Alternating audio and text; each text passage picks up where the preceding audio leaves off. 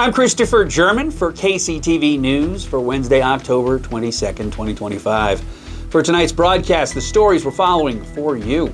Oregon Senator Jeff Merkley has been speaking on the Senate floor about the President Donald Trump's growing authoritarianism since 6:24 p.m. on Tuesday, and with no indication that it is going to end anytime soon. And a year after the removal of the four lower Klamath dams, the largest dam removal project in U.S. history, officials, scientists, and tribal leaders are celebrating a swifter than expected ecological recovery, noting significant improvements in river and community health in the Klamath Basin. And Thursday will be dry with sun and clouds for the most part, but late day Thursday, strong winds will develop along the coast, preceding a storm system that Friday will bring widespread rain. And make sure you tune in every morning for weather from the Skywatch Weather Center, with weather from the Klamath Basin for the Klamath Basin. And tonight's news is brought to you by... Have you ever wondered what you were missing with streaming television? Well, how about 30,000 sets of eyes each month at KCTV? That's exactly how many people tune in to KCTV each month, and they could be visiting your business right now if you advertised on KCTV. With a 30-second ad that runs on our station, our advertisers are getting some great response and some great return on their investment. Call today, 541-880-4913, and inquire about how to advertise on KCTV.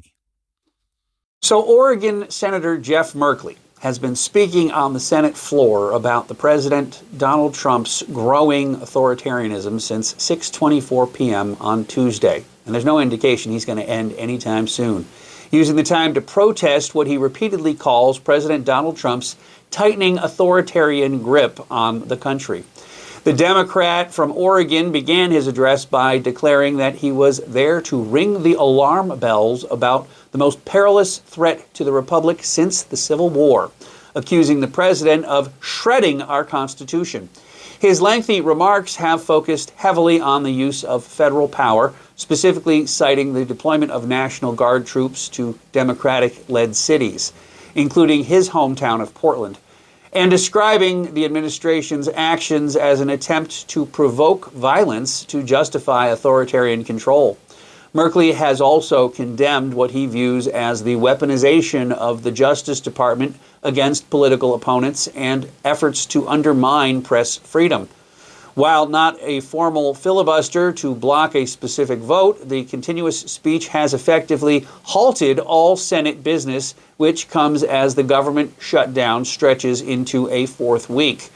The senator's office stated that he intends to continue speaking for as long as he is able to bring attention to what he views as the erosion of democratic institutions. And Oregon Governor Tina Kotek is preparing for her 2026 re-election bid, but a recent OPB report indicates that both her supporters and her rivals are questioning her tangible achievements during her first 2.5 years in office. The report, based on interviews with dozens of people in her political circle, suggests there's a consensus that Kotek is smart and hardworking, but a shared difficulty in pointing to splashy or signature accomplishments. This sense of underperformance has perplexed some of her allies while delighting Republican opponents. Kotek has focused relentlessly on her top priorities of housing, homelessness, education, and behavioral health. However, a major transportation funding bill collapsed in the recent legislative session, and despite her ambitious goals, Oregon is building fewer housing units than when she took office. Kotek defended her record, arguing that her governorship was never about instant gratification, but about putting long-term solutions in place. An interesting divergence noted in the report is that while many people question her performance, most still expect her to win another term. The backdrop of both high expectations and skepticism is expected to form a major theme of her upcoming re-election campaign. And a year after the removal of the four lower Klamath dams, the largest dam removal project in U.S. history, officials, scientists, and tribal leaders are celebrating a swifter than expected ecological recovery, noting significant improvements in river and community health in the Klamath Basin. The most dramatic improvements have been seen in water quality and temperature. The reservoirs behind the dams acted as heat batteries and fostered massive toxic algae blooms. But monitoring data now shows water temperatures have returned to a more natural, cooler regime. Crucially, post-removal water samples have the former dams below the former dams have tested within safe public health limits for microcystin, the toxin produced by the harmful algae. A complete reversal from previous years when over half of the samples exceeded those limits. The revitalization has led to an immediate boost for fish populations. Scientists have documented a rapid return of the native fall-run Chinook salmon for over 400 miles of historical spawning habitat that had been blocked for over a century. More than 7,700 Chinook salmon were observed migrating upstream of the former Iron Gate Dam site in the fall, with some tribal fishermen noting the fish are more robust. Beyond fish, wildlife activity from bald eagles, bears, beavers, otters, and osprey has increased. Community members, particularly the tribes who led the decades-long push for the dam's removal, report a cultural and social resurgence. The cleaner, cooler water has secured traditional food systems and expanded access to recreation, with observers noting that the river feels different and stronger. While acknowledging the river's healing is just beginning, the first year has generated immense hope for the ecosystem and the communities dependent upon its health. And 6 businesses were reportedly burglarized this week in urban Klamath Falls, with local law enforcement led by Klamath County Sheriff Shane Mitchell suspecting the incidents are in fact related. The Klamath County Sheriff's Office is seeking the public's help to identify and locate 2 male suspects involved in the string of crimes.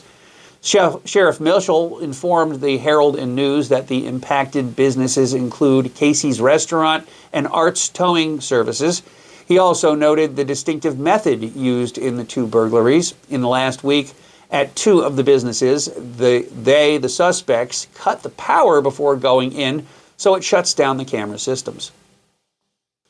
And thousands of partially translucent pink worm-like creatures known as skin-breathing sea cucumbers washed ashore on Seaside Beach along the Oregon coast, scattering across more than 2 miles of the shoreline. The unusual mass stranding was caused by the powerful combination of heavy surf and low tides. These conditions dislodged the creatures from their natural habitat, where they typically burrow deep into the sand just past the surf line for protection. The sea cucumbers, which can grow up to 6 inches long, were described as literally littering the tide line by the Seaside Aquarium. Unfortunately, because this species lacks the tube feet that would allow them to move, they're incapable of returning to the water on their own. And once they are stranded high upon the beach, they will eventually dry up and die, becoming a food source and providing nutrients for beach hoppers, beach fleas, and other small invertebrates living along the tide line. This event is not unheard of, but the sheer number of stranded sea cucumbers in this episode was considered remarkable. And the Klamath tribe's continued work on the 1,400-acre Agency Barnes wetland restoration project is impacted by recent federal funding turmoil and delays affecting several projects across the Klamath Basin. $3.17 million was part of a larger $46 million investment announced in October of 2024 by the U.S. Fish and Wildlife Service, funded through the bipartisan infrastructure law. This specific $3,179,400 was earmarked for the Climate Change Resiliency Stream Restoration and Post-Bootleg Fire Stream Stabilization and Restoration Project, which the Klamath tribes are a partner on. The goal of this project is to use structures like beaver dam analogs and post-assisted log structures to restore streams in the Sprague River and Williamson River watersheds. While initial funding for the overall wetland restoration, Agency Barnes, has been released to complete Phase 1, the progress of this stream restoration money and other subsequent project phases has been subject to generalized funding pause or termination that has been recently sweeping through the Department of the Interior's restoration grants in the Klamath region. In mid-October 2025, it was widely reported that the Department of the Interior abruptly revoked or terminated over $2 million in grants for other Klamath Basin restoration work, citing that the projects no longer effectuate the priorities of the U.S. Fish and Wildlife Service. Although the exact status of the $3.17 million for the tribe's stream restoration is not specifically named in the termination reports, the broader political and administrative uncertainty suggests that this project, like others in the area, is likely on hold while the federal agencies reassess or reallocate funds. The delay of the funds awarded in late 2024 is consistent with a growing trend of cuts and cancellations affecting tribal and ecosystem restoration projects in the Pacific Northwest. And Klamath Community College is holding a free resource fair for students and the public to learn about services that can support their needs. The event is scheduled for Thursday, November 6th from 9:30 a.m. till 12:30 p.m. in Building 4 on the KCC campus. This is the second such fair the college has hosted in recent years. KCC Vice President of Student Affairs Gail Schul stated, "We would like students and the community to join us to learn about education, health, and social services and their support for KCC students and residents of the Klamath Basin." Service agencies slated to be on hand included Oregon Child Development Coalition, Klamath Basin Behavioral Health, Klamath County Public Health, Oregon Department of Human Services, Care Connections and Education, Tyus Yawkes Counseling, Klamath County Library Service District, Citizens for Safe Schools, Durand Fisher Nicholson Realty, and Hearts with a Mission, as well as a marketplace. KCC departments that will be present include Financial Aid, TRIO Program, Tutoring Center, and the Office of Student Life. For more details, interested individuals can call 541-882-3541. More information about KCC and its programs is available at www.klamathcc.edu. And Paul Reiser, the veteran comedian and actor known for Mad About You and Aliens, is confirmed to perform his stand-up show in Klamath Falls this weekend. The performance, titled The Paul Reiser Comedy Show, is scheduled for Saturday, October 25th at 7 p.m. at the Ross Raglan Theater, located at 218 North 7th Street. This show is noted to be a clean, family-friendly event and features new material from his latest special, Life, Death, and Rice Pudding, along with stories from his decades-long career in Hollywood. Tickets are available through the Ross Raglan Theater's website and box office. Now let's try a little weather, shall we? Thursday will be dry with sun and clouds, but inland temperatures will remain above average. Late Thursday, strong winds will develop along the coast, preceding a storm system. And Friday will bring widespread rain with moderate rainfall that will move inland throughout the afternoon and evening. Gusty winds are expected, particularly on the east side, mountains, and Shasta Valley. The storm is predicted to bring beneficial rainfall. Snow levels will be high on Friday, above 7,000 feet, but will drop to around 5,500 feet by Saturday morning. Saturday is forecast to be very wet with another round of widespread rain and high elevation snow, potentially heavy near the Cascades. Temperatures will cool down further and strong winds are possible in parts of the region. Snow levels will drop again to about 4,500 feet Saturday night into Sunday, likely causing travel impacts on higher passes due to winter weather. Sunday will see continued rain and high elevation snow showers. Looking ahead, some models suggest more active weather early into next week. Well, that's it for us this evening. Tune in and get your views counted only at KCTV, and make sure you hit that subscribe button to KCTV on your favorite platform. And while you're at it, make sure you log on to klamathcommunity.tv for the latest news, weather, and lifestyle news and sports, including these daily stories posted, which you can find exclusively on the KCTV news page. So for KCTV News, I'm Christopher German. You've made it to Wednesday. We have Thursday and Friday to get through. It's going to be a little bit wet this weekend. It's going to be a little bit iffy. But all things said, it's more time to watch news and do stuff on my channel and do all kinds of cool stuff. So dig into this channel and explore all the stuff we have here. We have an entire season of it's a short season, but we have an entire season of entertainment. We have all kinds of weathers to watch. We have all kinds of news to watch. So check our channel out this weekend if you find yourself bored and looking for something to do in the rainfall. I'm Christopher German for KCTV News. Thank you for watching. Thank you for supporting this television station. And we will continue doing what we're doing as we can keep doing.